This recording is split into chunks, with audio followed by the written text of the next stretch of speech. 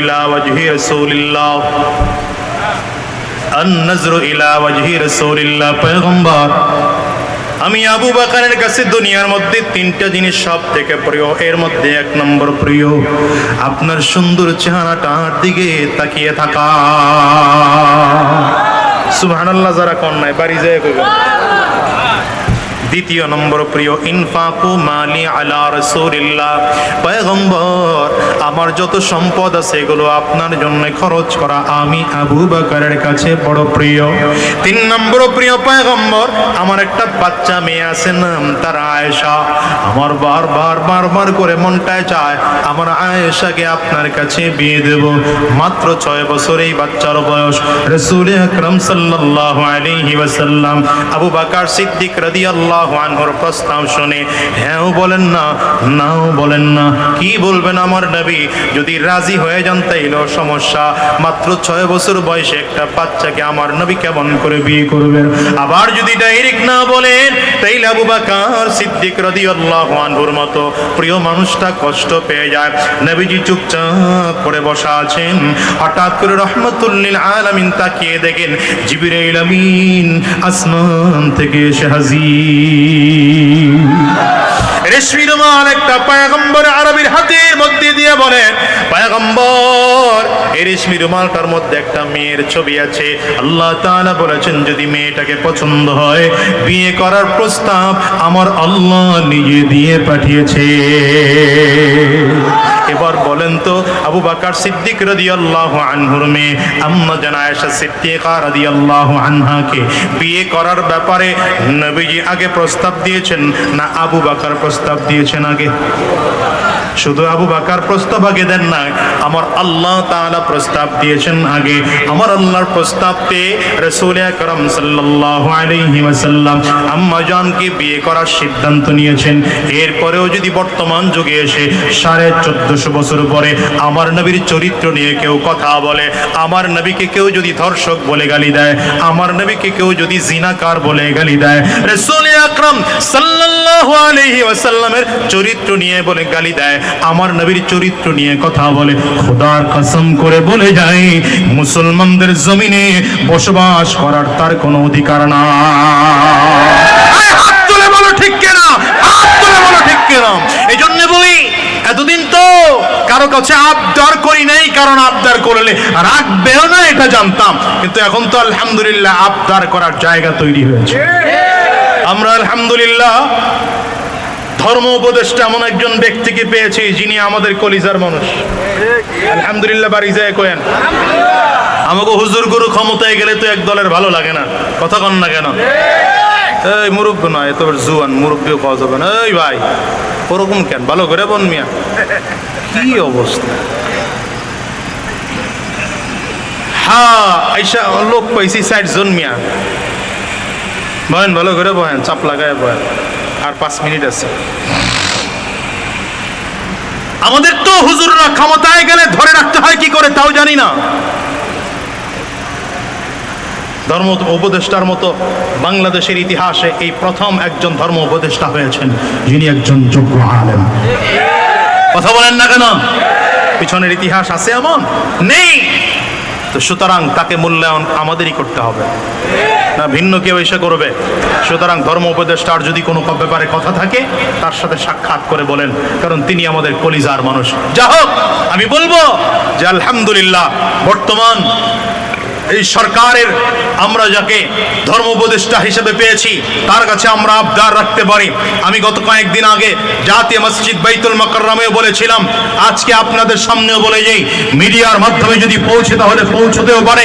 আমরা ধর্ম উপদেষ্টাকে বলবো, আপনি ক্ষমতায় থাকা অবস্থায় এই সরকারকে গেলেন, 2 ভাইয়ের বাহানার কথা তো নবীজির মনে আছে, কারণ বড় ভাই এই বাহানা করে নবীর কাছে নাম লেখাইছেন। ছোট ভাই নবীজির পাশে ঘুরে আর বলে, হুজুর আপনার কাছে কি মনে হয় আমার বড় ভাইয়ের শক্তি অনেক বেশি, আমার শক্তি কম?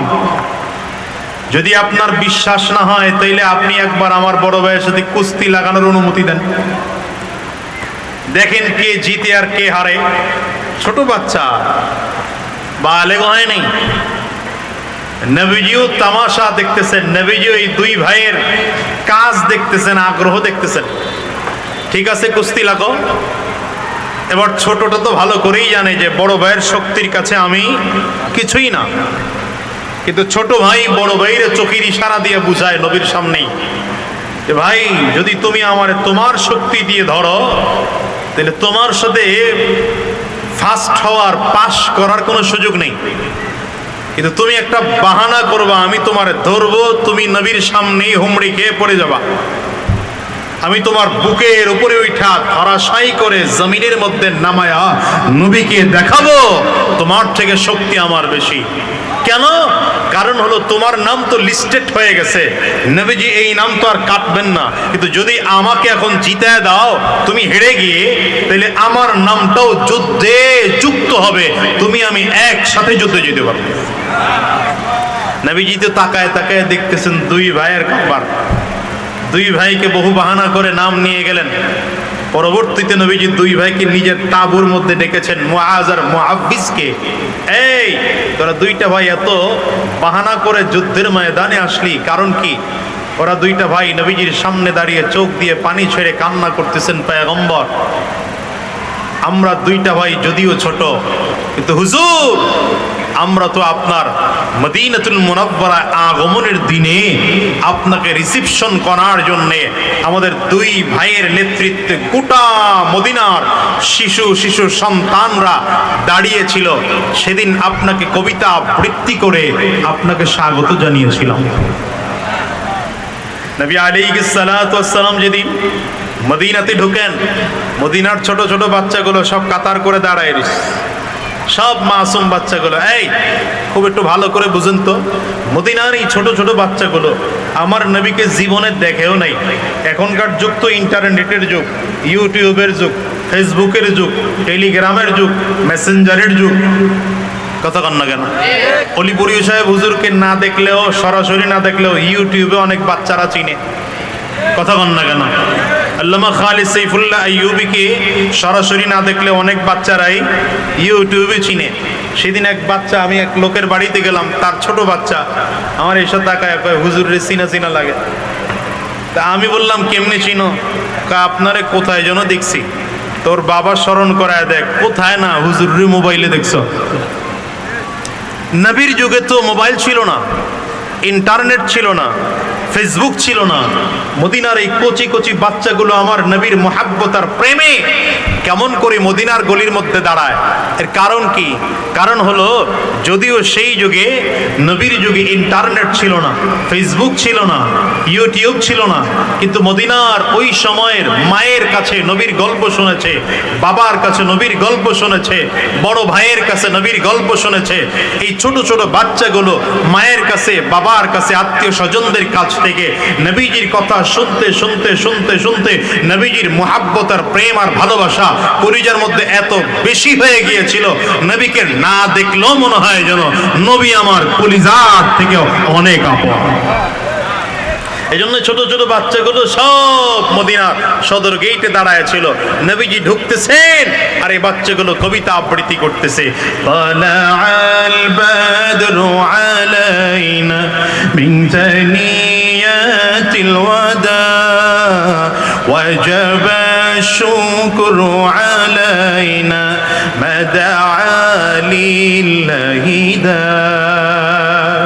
আইয়ুহাল مبعوث فينا جئت بالأمر المطاع جئت شرفت المدينة مرحبا يا خير داع طلع البدر على পারবেন না আপনারা, তারপর মুখ মিলান।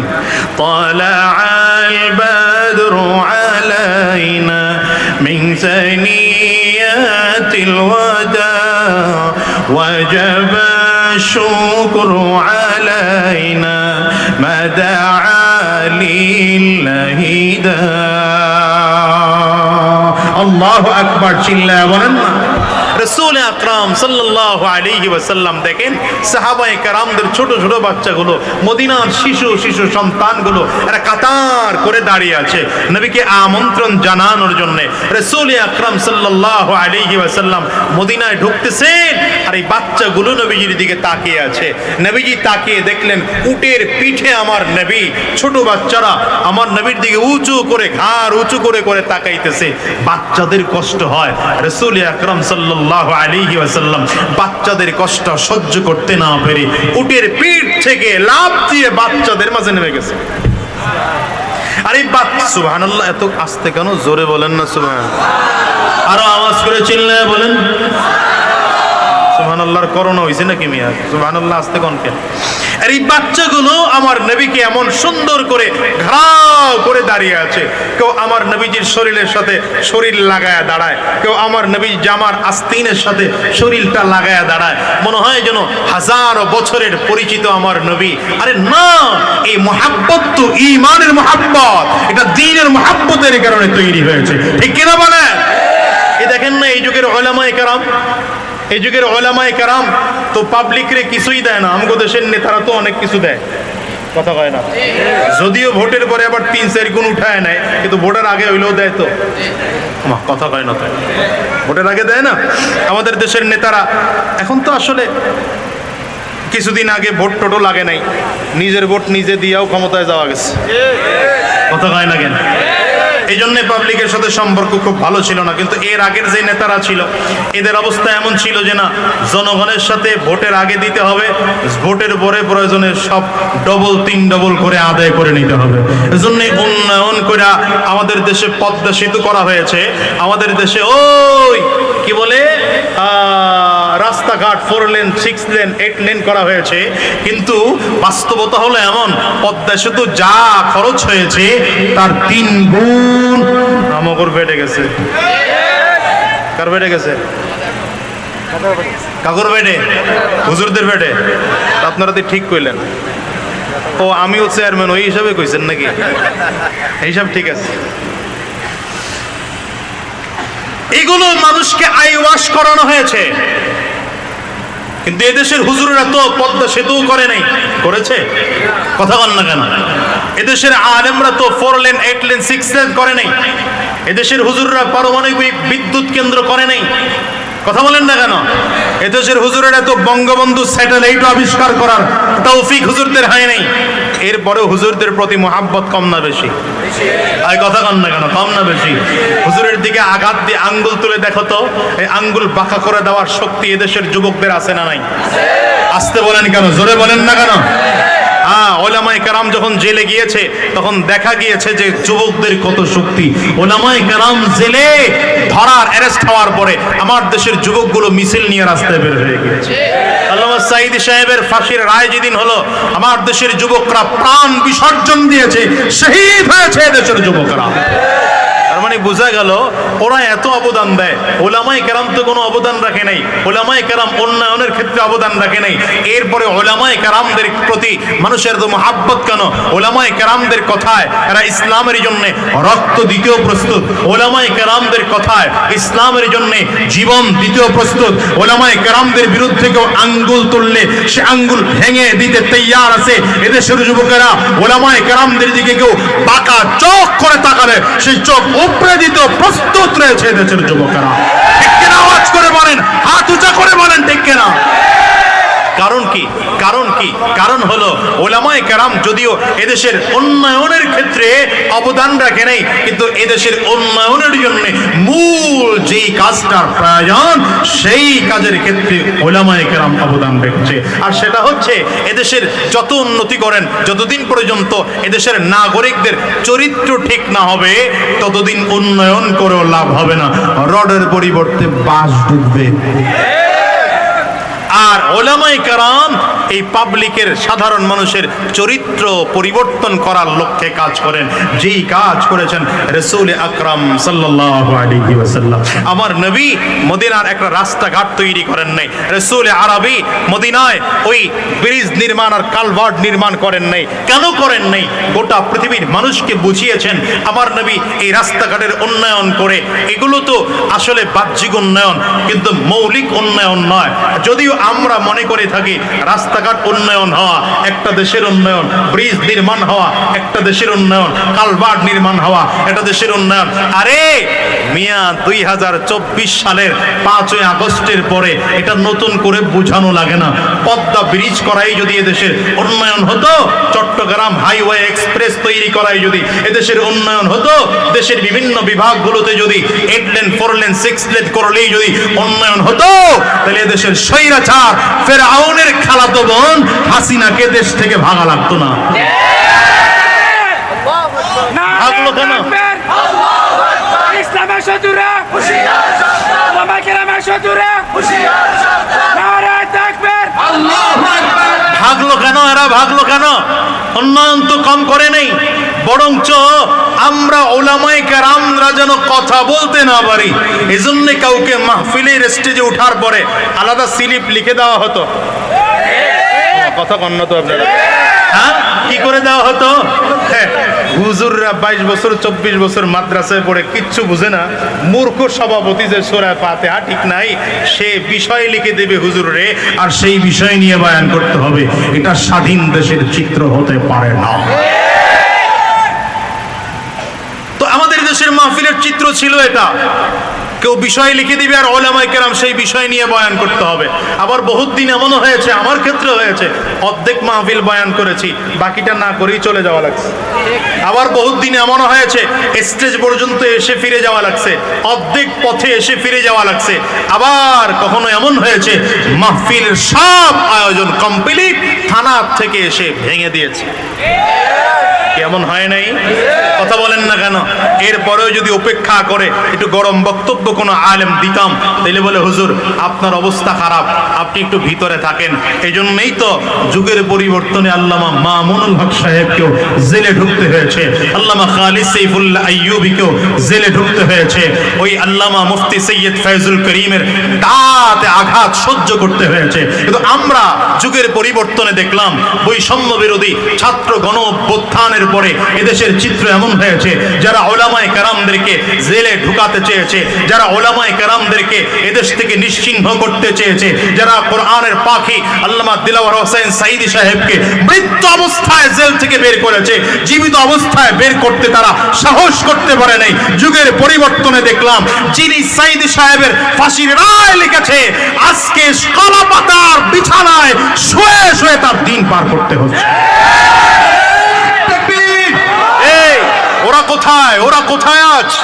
ওরা কোথায় আজ যারা মাহফিলে এসে মাহফিলে বাধা দিয়ে মাহফিল বন্ধ করে দিত, ওলামায়ে কেরামদেরকে স্টেজ থেকে নামিয়ে নিত, মাহফিলের পরে এদেরকে অ্যারেস্ট করে করে থানায় নেওয়া হতো? আজকে তারা কোথায়? খুলে দেখো, হিসাব মিলিয়ে দেখো। আমি তো আগেও বলেছি ফেরাউনের শক্তি কম ছিল না, টিকতে পারে নাই। নমরুদের শক্তি কম ছিল না, টিকতে পারে নাই। সাদ্দাদের শক্তি কম ছিল না, দুনিয়ায় টিকতে পারে নাই। আরে আবু জাহালের শক্তি কম ছিল না, টিকতে পারে নাই। আবুল হাবের শক্তি কম ছিল না, টিকতে পারে নাই। অথচ মুহাম্মদুর রাসূলুল্লাহ সাল্লাল্লাহু আলাইহি ওয়াসাল্লামের বাহ্যিক দৃষ্টিতে শক্তি কম ছিল, কিন্তু আজও লক্ষ কোটি কোটি হাজারো ফলোয়ার রয়েছে। ঠিক তেমনি ভাবে যারা ওলামায়ে কেরামদেরকে জমিন থেকে নিশ্চিহ্ন করে দিতে চাবে, ওলামায়ে কেরামদেরকে জমিন থেকে যারা বিদায় করতে চাবে, খোদার কসম করে বলি, খোদার কসম করে বলি, ওলামায়ে কেরামদের চুল বাঁকা করার মতো শক্তি পৃথিবীর কারণেই যারা ওলামায়ে কেরামদেরকে মিটিয়ে দিতে যাবে, তারাও ফিরআউনের মতো, নমরুদের মতো, কারুনের মতো, সাদ্দাদের মতো, আবু জাহালের মতো, আবু লাহাবের মতো, শেখ হাসিনার মতো জমিন থেকে বেইজ্জতি হয়ে বিতাড়িত হবে। বাংলাদেশ ছেড়ে রাতের অন্ধকারে মামার দেশে পালাতে বাধ্য হবে। হাত উঁচা করে কাও, ঠিক কিনা?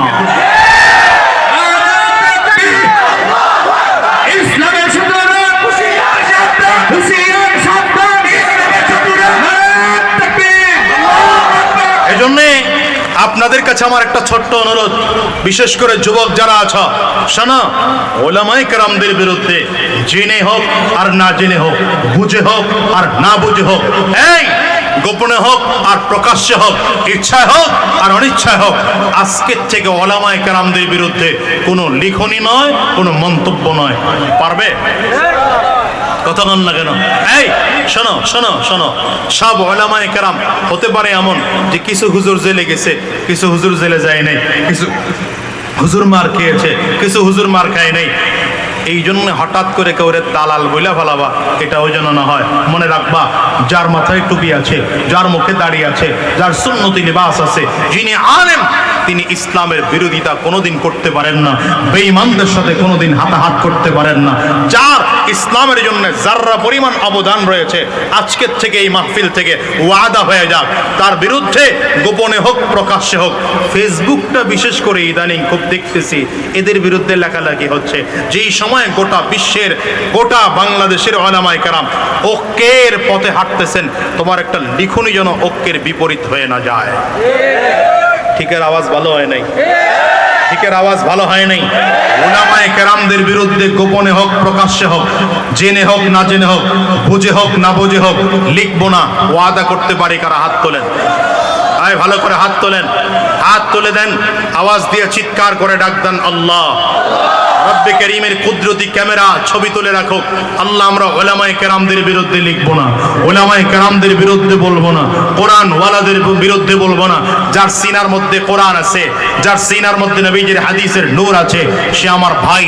যার মাথায় টুপি আছে, যার মুখে দাড়ি আছে, যার সুন্নতির বাস আছে, যে ইসলাম কায়েম করতে সেও চেষ্টা করে, আমিও চেষ্টা করি। আরে ভাই, হতে পারে পদ্ধতিগত ভিন্ন, কিন্তু তার বিরুদ্ধে আমরা কোনোদিন বলবো, জোরে বলেন, বলবো। ওয়াজ মাহফিলগুলো যেন গীবতের কারণ হয়ে না দাঁড়ায়। আবার আসতে বলেন কেন? জোরে বলেন। ওয়াজ মাহফিলগুলো যেন গীবতের মঞ্চ না হয়, ওয়াজ মাহফিলগুলো যেন আলেম বিদ্বেষীদের মঞ্চ না হয়। আমার কোন বক্তব্য যেন কোন আলেমের প্রতি মানুষের বিরূপ মন্তব্য, বিরূপ চিন্তা না চলে আসে, বরঞ্চ আমার আলোচনার দ্বারা যেন মানুষ আলেমদের প্রতি মহাব্বত বৃদ্ধি হয়। যদি আমার কোনো আলোচনায় কোনো আলেমের প্রতি মানুষের আস্থা নষ্ট হয়ে যায়, মানুষের প্রতি ঘৃণা তৈরি হয়, আপনি যত বড় আলেম হন, মনে রাখবেন আপনার দিল এখনো পর্যন্ত বিশুদ্ধ হয় নাই। কি কথা কন না কেন? আপনার ওয়াজ দ্বারা জাতি উপকৃত হবে না, বরঞ্চ ক্ষতিগ্রস্ত বেশি হবে। আর যদি মনে করা যায় না অত বড় আলেম না, অত বড় সেলিব্রিটি না, আসলে এখনকার মাহফিলগুলোর ধরনটাও ভিন্ন। এখনকার মাহফিলে ওঠার আগে আগে এই মিডিয়াগুলো দোষ আছে। এই জন্য তোমাকেও কয়ে যায়, মিডিয়ারা আগে হুজুরের কানে কানে দেয়, হুজুর এটা একটা ভাইরাল টপিক, এটা বললেন। আমার গতকালকের থেকে এই পর্যন্ত 4-5 জন মিডিয়া, এরা জানে যে আজকে কুমিল্লা অঞ্চলে আমার 4টা প্রোগ্রাম, এটা প্রথম শুরু করলাম, আরও 3টা আছে। এরা আমার বলে দিছে হুজুর, যদিও এখানে ওরা নাই, আরও ওই মাহফিলগুলোতে আছে, ওরা বলে দিছে হুজুর গতকালকে কিন্তু নামাজ চেয়ারে হইছে, একটু বইলেন। বুঝেন নাই কথা? গতকালকে মাহফিল কিসে হয়েছে? নামাজ চেয়ারে হয়েছে, একটু বইলেন। আচ্ছা, এটা বললে ফায়দা কি হবে মাহফিলে? আপনারা কোথায় নামাজ চেয়ারে হয়েছে আপনারা অনেকে জানেনও তো না। কি জানেন? এখানে কয়জন জানেন? দেখা যাবে এখানে যারা আছেন এর মধ্যে 10 ভাগের 9 ভাগই জানেন না। এখন আমি এই টপিকটাই না এখানে নতুন করে আলোচনা করলাম, চেয়ারে বসে নামাজ পড়লে নামাজ হবে না, কি ফায়দা? কি কথা কন না কেন? আবার কিছু ইউটিউবের লোকরা এসে আমারে ফোন দিয়ে বলতেছে হুজুর হাতে তালি হইছে, মাহফিলের মধ্যে কি হইছে? সিরাত সম্মেলনে হাতে তালি হইছে হুজুর, এটা বললেন। আচ্ছা, এই বললে ফায়দা কি হবে বলেন আমাকে? এটা এখানে বললাম, হইছে কোথায়? আর আমি এখানে বললাম, ফায়দা কি? আর কথা কন না তো আপনারা, ফায়দা কি? বরঞ্চ যদি পারি যারা বলেছেন, যারা করেছেন, তাদের কাছে মেসেজটা পৌঁছিয়ে দিই যে ভাই আপনি যে কাজটা করেছেন ভালো করেন নাই, এটা মনে হয় একটু সংশোধন করার প্রয়োজন। খোদার কসম করে বুকে হাত দিয়ে বলে গেলাম, আমি এই লজিক বিশ্বাস করি। কে কে লজিক বিশ্বাস করেন জানি না, আমি এই লজিক বিশ্বাস করি যে আপনার কাছ থেকে হয়তো ভুলে কোনো একটা কাজ বের হয়ে গিয়েছে, সেটা নতুন করে বক্তব্য দিয়ে ইউটিউবে হাজার হাজার ভিউ কামানোর কোনো ফায়দা নেই, নতুন করে একটা জ্ঞানজাম তৈরি করাতে কোনো ফায়দা নেই। বরঞ্চ যিনি ভুলটা করেছেন, যদি সম্ভব হয় তার কাছে পর্যন্ত মেসেজটা পৌঁছিয়ে বলে দাও যে ভাই কাজটা এটা এরকম না, হয়তো এটা এরকম হইলে ভালো হতো। কি কথা বল না কেন? আচ্ছা, যারা যদি কেউ হাতে তালি দিয়েও থাকে ভুলক্রমে, সেখানেও যারা ছিল তাদের মাথায় টুপি আছে, তাদের মুখেও দাঁড়িয়ে আছে, তারাও তো আমাদের মতোই কেউ আলেম। আরে যদি কেউ চেয়ারে বসে একটু ভুল করে নামাজ পড়েও থাকে দুই একজন দল, তারাও তো আমাদের লোক, তো তাদের বিরুদ্ধে বলে আমার লাভ কি? কথা কন না কেন? বরঞ্চ আমি তো মনে করি যে এই সুযোগগুলো কাজে লাগিয়ে যেন কিছু অনৈক্য ব্যক্তিরা যে চায় যে ঐক্য না হোক, তাদের কাজ যেন সফল না হয়। কারণ আমাদের দেশে বহু লোক আছে। শোনেন, আমি গতকালকেও বলেছি চট্টগ্রামে, আজকে আপনাদেরকে বলে যাই যে আমার দেশের ঐক্য ওলামায়ে কেরাম, শীর্ষস্থানীয় ওলামায়ে কেরাম অবশ্যই ঐক্য চায়, এদেশের চামচা গুলায় চায় না। বড় বড় নেতাদের চামচা যারা আছে, এরা দেখবেন আমাদের মধ্যে একদল আছে, গিয়ে আল্লামা মামুনুল হক সাহেবরে বলবে, আপনি শায়খুল হাদিসের ছেলে, এত তাড়াতাড়ি আপনি কারোর সাথে ঐক্য করবেন কেন? বরঞ্চ আপনার সাথে ঐক্য করবে, কি দরকার? এমন এক পাম দিল, ব্যাস। আসতে কয় কেন রে? আবার বলবে হুজুর আপনি তো ঐক্যের পিছনে দৌড়ান, জানেন অমুক হুজুর আপনার বিরুদ্ধে কি বলেছে, অমুক আপনার বিরুদ্ধে কি বলেছে। এটা হলো এক গ্রুপ। আরেক গ্রুপ গিয়া পীর সাহেব চরমনাইরে বলবে, হুজুর আপনি যে এত ঐক্য করেন, জানেন মামুন সাহেব আপনার বিরুদ্ধে কি কথা বলে, কি দরকার? আপনার বাংলাদেশে লক্ষ মুরিদ আছে, এক মামুন সাহেব না হলে কিছু হবে না। কি করতেছেন আপনি? এটা করতেছেন কি আপনি? এটা এই কাজগুলো করে করে ইসলামের উপকার করতেছেন না ক্ষতি করতেছেন? বরঞ্চ আপনি যদি গিয়ে বলতেন, হুজুর আল্লামা মামুনুল হক সাহেব তো আপনার ব্যাপারে বহুত পজিটিভ কথা বলে, আবার তার কাছে গিয়ে যদি বলতেন, হুজুর আপনার বিরুদ্ধে তো শায়েখে, আপনার পক্ষে শায়েখে চরমনাই, পীর সাহেব চরমনাই অনেক চমৎকার চমৎকার কথা বলে, দেখছেন একজন আরেকজনের মধ্যে আন্তরিকতা তৈরি হতো। আর পরিস্থিতি এমন হতো, একই মঞ্চে দাঁড়িয়ে আল্লামা অলিপুরের সাহেব যেই মঞ্চে বক্তব্য দিতেন, সেই মঞ্চে আল্লামা খালিদ সাইফুল্লাহ আইয়ুবী বক্তব্য দিতেন, সেই মঞ্চেই কুয়াকাটার হুজুর বক্তব্য দিতেন, সেই মঞ্চেই শায়েখে চরমনাই বক্তব্য দিতেন, সেই মঞ্চেই আল্লামা সাজিদুর রহমান সাহেব বক্তব্য দিতেন, সেই মঞ্চেই আল্লামা মামুনুল হক সাহেব বক্তব্য দিতেন। আমরা জাতি আরো বেশি উপকৃত হতাম, আর সবাই কাঁধে কাঁধ মিলে, হাতে হাত মিলিয়ে ইসলাম কায়েমের জন্য শপথ গ্রহণ করতে পারতাম। ঠিক কিনা বলে? সুতরাং অনৈক্যের পথে হাঁটবো না, ঐক্যের পথে হাঁটবো। আসতে হইলে হবে না, অনৈক্যের পথে হাঁটবো না, ঐক্যের পথে হাঁটবো। ঠিক আছে? অনৈক্যের পথে হাঁটবো না, ঐক্যের পথে হাঁটবো। দেখি কারা কারা প্রস্তুত, দেখি কারা কারা প্রস্তুত।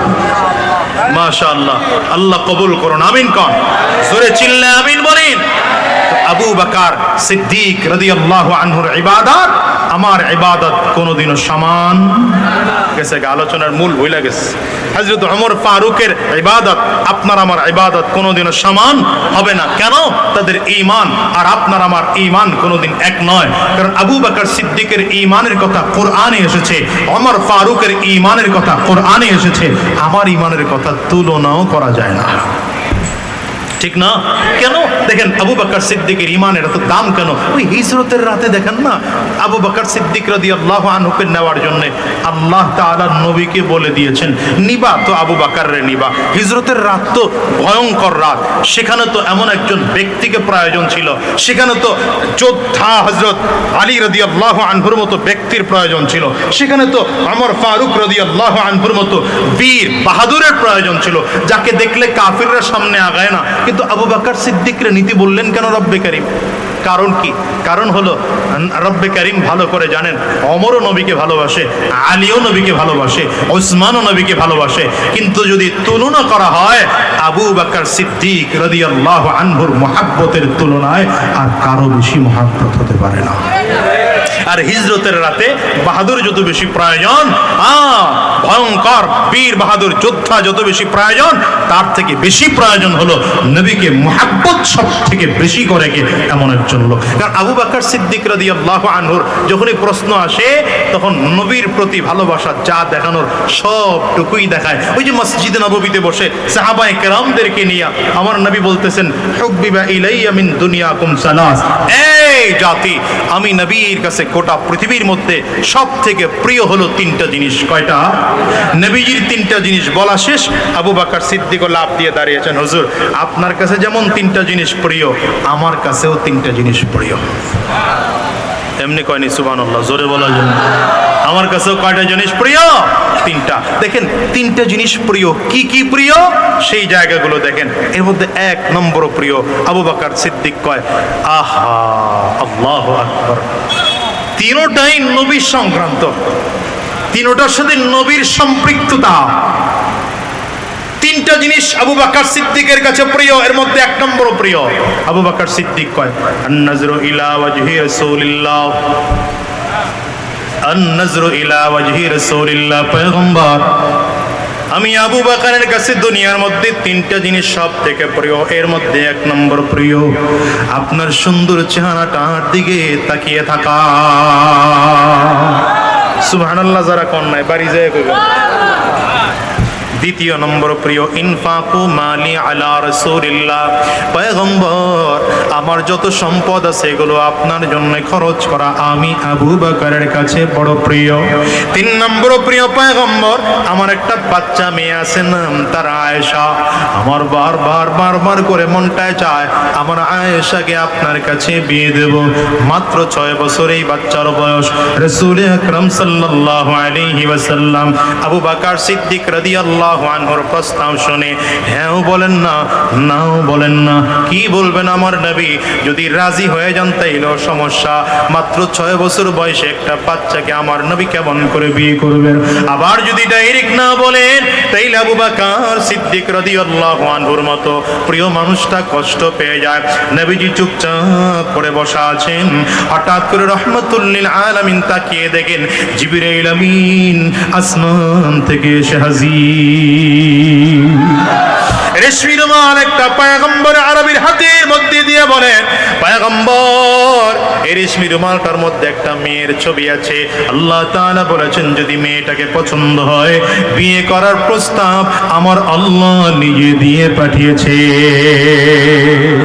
এবার বলেন তো আবু বকর সিদ্দিক রাদিয়াল্লাহু আনহুর মেয়ে আম্মা জান আয়েশা সিদ্দিকা রাদিয়াল্লাহু আনহাকে বিয়ে করার ব্যাপারে নবীজি আগে প্রস্তাব দিয়েছেন না আবু বকর প্রস্তাব দিয়েছেন আগে? শুধু আবু বকর প্রস্তাব আগে দেন না, আমার আল্লাহ তাআলা প্রস্তাব দিয়েছেন আগে।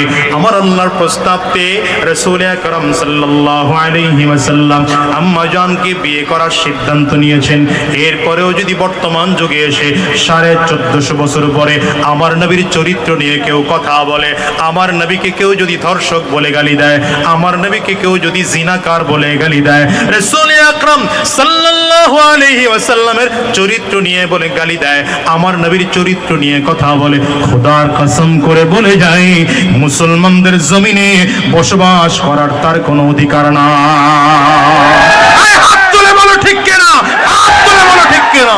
এই জন্য বলি এতদিন তো কারো কাছে আবদার করি নাই, কারণ আবদার করলে রাখবেও না এটা জানতাম, কিন্তু এখন তো আলহামদুলিল্লাহ আবদার করার জায়গা তৈরি হয়েছে। আমরা আলহামদুলিল্লাহ ধর্ম উপদেষ্টা এমন একজন ব্যক্তিকে পেয়েছি যিনি আমাদের কলিজার মানুষ। আলহামদুলিল্লাহ, বাড়ি যায় কোয়েন আমাকে হুজুর গুরু ক্ষমতায় গেলে তো এক দলের ভালো লাগে না, কথা কন না কেন? এই মুরব্বী নয়, এত জুয়ান মুরব্বীও খাওয়া যাবে না। এই ভাই ওরকম কেন? ভালো করে বন মিয়া, কি অবস্থা? হ্যাঁ আইসা লোক পাইছি 60 জন মিয়া, বহেন ভালো করে বহেন, চাপ লাগায় বহেন, আর 5 মিনিট আছে।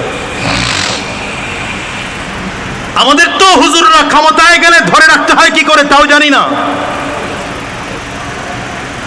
ধর্ম উপদেষ্টার মতো বাংলাদেশের ইতিহাসে এই প্রথম একজন ধর্ম উপদেষ্টা হয়েছেন যিনি একজন যোগ্য আলেম। কথা বলেন না কেন? পিছনের ইতিহাস আছে এমন? নেই। তো তো সুতরাং তাকে মূল্যায়ন আমাদেরই করতে হবে, না ভিন্ন কেউ এসে করবে। সুতরাং ধর্ম উপদেষ্টার যদি কোনো ব্যাপারে কথা থাকে তার সাথে সাক্ষাৎ করে বলেন, কারণ তিনি আমাদের কলিজার মানুষ। যা হোক, আমি বলবো যে আলহামদুলিল্লাহ বর্তমান এই সরকারের আমরা যাকে ধর্ম উপদেষ্টা হিসেবে পেয়েছি তার কাছে আমরা আবদার রাখতে পারি। আমি গত কয়েকদিন আগে জাতীয় মসজিদ বাইতুল মুকাররমেও বলেছিলাম, আজকে আপনাদের সামনেও বলে যাই, মিডিয়ার মাধ্যমে যদি পৌঁছে তাহলে পৌঁছতেও পারে। আমরা ধর্ম উপদেষ্টাকে বলবো, আপনি ক্ষমতায় থাকা অবস্থায় এই সরকারকে যদি আমার নবীকে চরিত্রহীন বলে গালি দেয়, কেউ যদি আমার নবীকে ধর্ষক বলে গালি দেয়, এই বাংলার জমিনে কেউ যদি আমার নবীর চরিত্র নিয়ে কথা বলে, ওর ফাঁসির রায় কার্যকর করার সিদ্ধান্ত সংবিধানে সংযোজন করতে হবে, সংযোজন করতে হবে। হাত উঁচা করে তো, হাত উঁচা করে।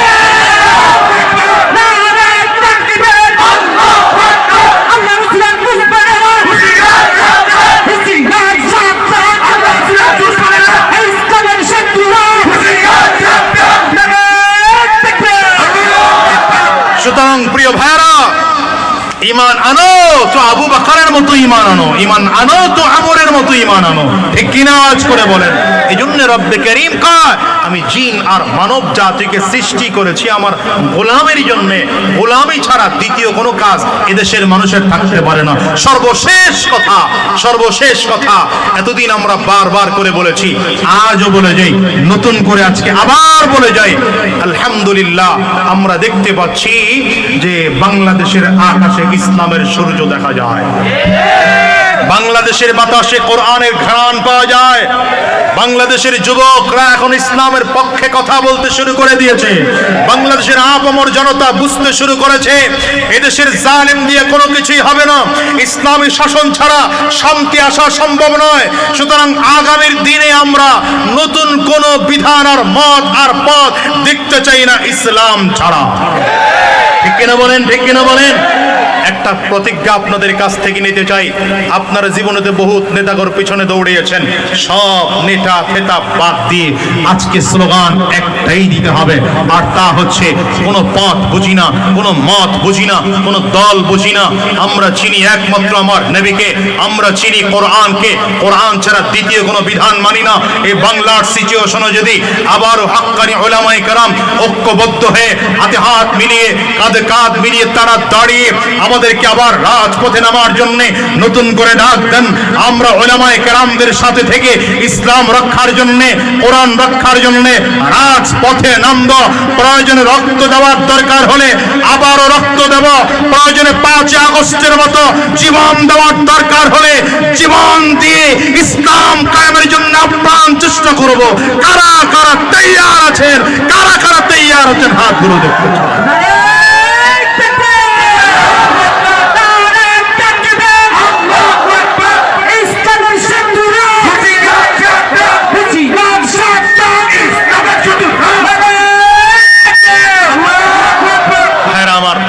লম্বা আলোচনার সুযোগ আর নেই, আমি যে কথা বুঝাতে চেয়েছিলাম আবারও বলে শেষ করছি। আমাদের কাজ হচ্ছে রবের গোলামি করা। কাজ কি? আমাদের রবকে, আঙ্গুলটা উঁচা করে চিল্লায়, রবকে। সুতরাং আমরা রবের গোলাম, গোলামি ছাড়া দ্বিতীয় কোনো কাজ আমাদের থাকতে পারে না। লম্বা সময়ের নিচ্ছি না, যেহেতু সামনে আরো 3 প্রোগ্রাম আছে, গলারও একটু প্রেশার কমানোর দরকার আছে। একজন আলোচনা করেন, আমি আর সময় লম্বা নিচ্ছি না, আপনাদের কাছে দোয়া চাই, আপনাদের জন্য দোয়া করি। আবার দেখা হবে।